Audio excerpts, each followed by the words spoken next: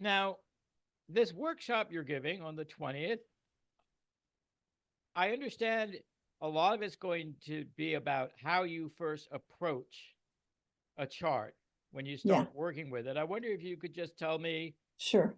a few of the things you look at. Of course, I'm from a generation where when I think of that, I don't know whether it's Mark Edmund Jones or Al H. Morrison, but I remember being taught the hardest aspect in the chart, like between a personal planet and a slow moving planet, is both very important and a vocational indicator. Have you found this to be true?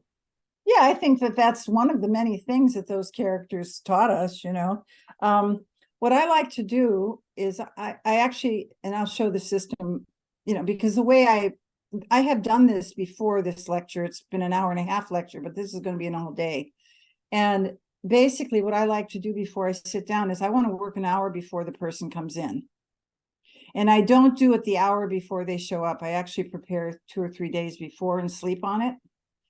And I'll go through I want to have the structure. I want to have the patterns of the chart. I want to have the age cycle the person is in. I want to know where Saturn is going. I want to The know where age Jupiter's. cycle, did you say? Yeah, the person's age cycle. Is that the Huber system or what is, or No, it's just, you know, I have a grid that I'm going to be giving them about, you know, like if they're in a Saturn return, what else is going on that's like the 45th year is a Saturn opposition the generally, stage but of it's all, life? I see, right. The it's a age stage cycle, of yeah. life. And it's a grid we're going to be using. And I look at the age, I look at the number for the year, I look at where the eclipses are moving. I look at all that stuff and I lay it in, I write it all by hand onto the chart because I'm visual. And then well, I'll show them how to do it, but then that gives me enough information. So when I sit down to talk with them on Zoom, I already have this basic, it's like putting the bricks down before I work with them. Exactly. You know, I don't like to just go, I don't like going into a chart cold. I I don't either. hate that. I can't do that because I'm slow. I mean, I'm not slow. Well, I'm just I'm a slow, it takes me a while to kind of incubate. That's why I have to have all these little pieces down before I decide to work with the person.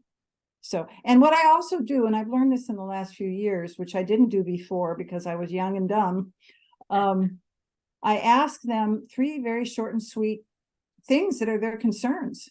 Because I didn't used to do that because, you know, it used to be, well, you know, prove it to me and you want right. to I show that should you be know able what you're to figure doing. it out if I'm a good Yeah. astrologer. I know. Yes. But you know, you're going to be an hour on the phone with these people of Zoom or an hour and a half, and you want to get right to the meat because people, I mean, there's a lot of people that want to know about their spiritual journey, and I believe in all of that. But the truth is, I work with the public a lot, and they want to know what's happening in their life. You know, what's happening with my job?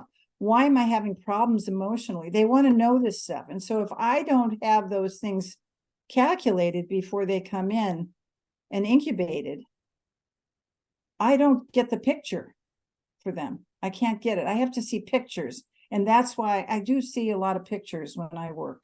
That's weird to By say. pictures, you mean like just mental images? Like things will come to me. Like if I see, you know, certain configurations working together, there will be an idea that comes in and I'll always share that with them. And then lots of times people will say, oh yeah, I've been thinking about doing thus and such.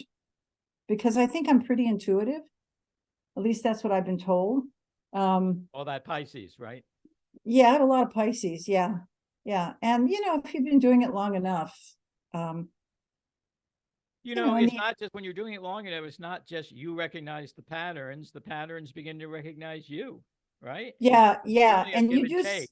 Yeah. yeah. And you see the same kinds of people coming because, you know, I have a good friend, a dear friend who's an astrologer up in Mendocino, in California, when I live in California. And she always got the really easy clients, but she has Jupiter on the ascendant. She always gets these wonderful clients that are just great, you know. And I get all the hard clients, the Saturn people, because I have a lot of heavy Saturn in my chart. And I've seen that over the years, you know, you get the kinds of people that kind of reflect who you are. And and if you're going through like your own age cycle changes, you'll kind of get those people too. And it's almost like you're teaching, but you're also learning at the same time. I know it's strange. I have a Pisces moon, and I swear Yeah, you, I get so many Pisces moon clients. I yep. don't know what it's about, but they find me.